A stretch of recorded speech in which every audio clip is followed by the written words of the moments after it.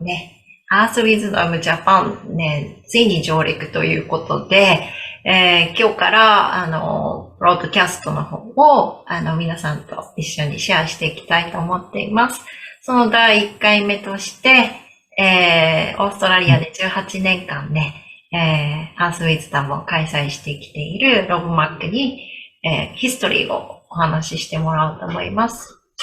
Hi, Love. You can talk right now. Share what. Love-chan. Thank you for having me. Thank you for having me. Yeah, I think the EarthWisdom journey started for me when I was in my about 32 years old, and I was living here in Melbourne, Australia, and wondering about the connection to country, how to more deeply understand the place I'm living, you know. And that's when I met Uncle Max the first time at a weekend camp. That was the first time I met him, and it was amazing.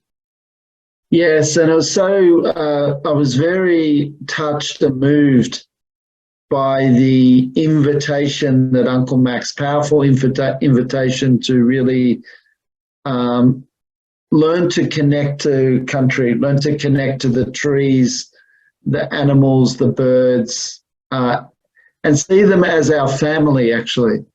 To see them as our family was a real invitation, and to actually start the communication with nature again. You know, this old history, ancient history of communication with nature that he invited. It was very powerful. Yeah, and it took me a long time to really understand that communication. It took a long time. And for example, he invited me to do the ceremony for the grandfather son. And in the Western thinking, the sun is like a ball of fire. That's all the sun is. It's a hot ball, right, in the sky. But he called the sun the grandfather. And I never met my grandfathers when I was growing up. They already passed away. So this was a really important relationship that through Uncle Max, I got to have a grandfather, this grandfather's son, and to communicate my gratitude and my love to this grandfather energy was a very powerful invitation. And back then, he called the gathering, the camp, was called Watching the Land Talk to You, okay?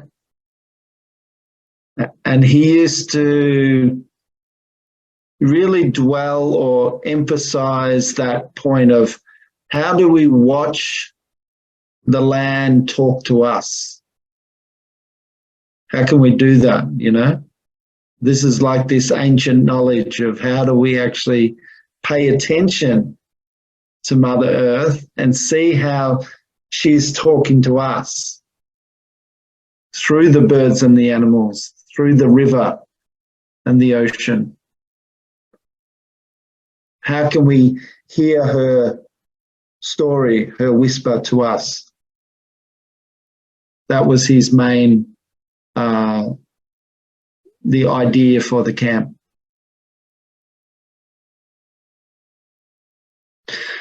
And it's so important, isn't it? Like we're in a time where there's so much digital emphasis, technology, artificial intelligence. You know, we seem to be heading down that track of further use and of digital devices, those sorts of things. So I think in a way this ancient knowledge stands in the face of that and says there is value in connecting with nature. It is important for our bodies for our minds, for our spirit to really learn these types of skills. That's what Uncle Max was always talking about and inviting us to really dive into that practice. It takes time, you know.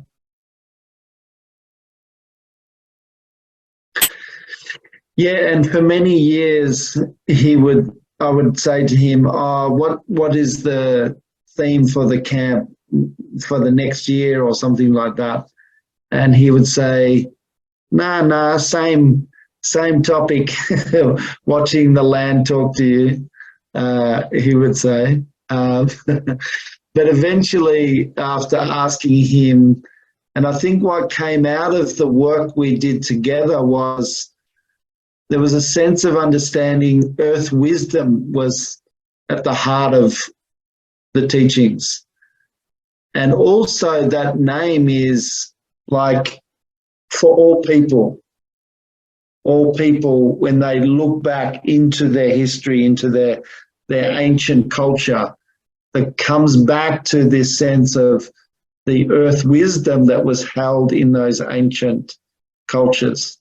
And that's what he was really inviting us to do, to look at our own history, our own culture, so that we can discover the earth wisdom connection through our own lineage.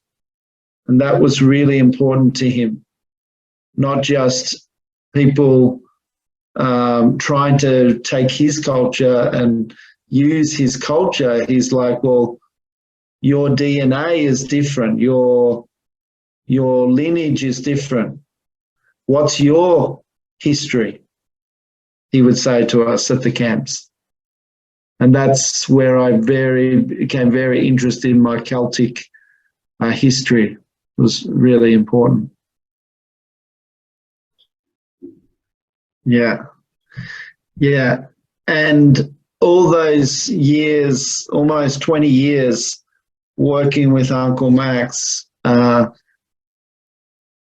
really that was at the most important focus point, was this connection to country, this earth wisdom.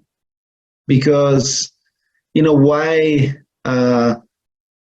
people have become disconnected from nature. And Uncle Max, and now the work that I'm doing, is about how we bring people back to that connection with nature, and how supportive it is to connect with the grandfather son and to receive that unconditional love force through the sun's energy, and to connect to the grandmother moon and the emotional experience we have, and to be held on the Mother Earth, to just be genuinely held by her. And then the Father Sky, the inspiration that comes through the Father Sky energy. So these are very natural things, and they're very soothing for the human body, the human experience. And, you know, the big thing that Uncle Max would always say is you've got to give it away to keep it, which means you've got to give something away. He's like, how do you do that? How do you give something away but keep it? Well, culturally, we need to give and share our culture to actually keep our culture. Otherwise, it dies. So that was a really important thing about this Earth Wisdom platform. At this time, to welcome in this great opportunity in Japan for people to come. And I thank you all here, to Ai and to Mari and to Yoko, for inviting me, and to have this opportunity to share with families this type of experience, because this type of earth wisdom connection can only be experienced. You can't teach it in a way.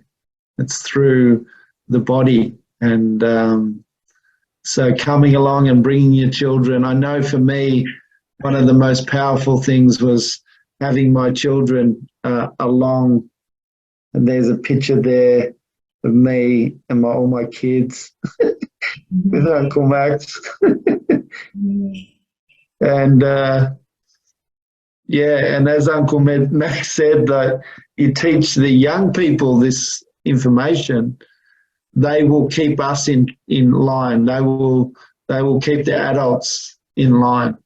So it's so important to teach it to the next generation because they actually become the custodians of this knowledge.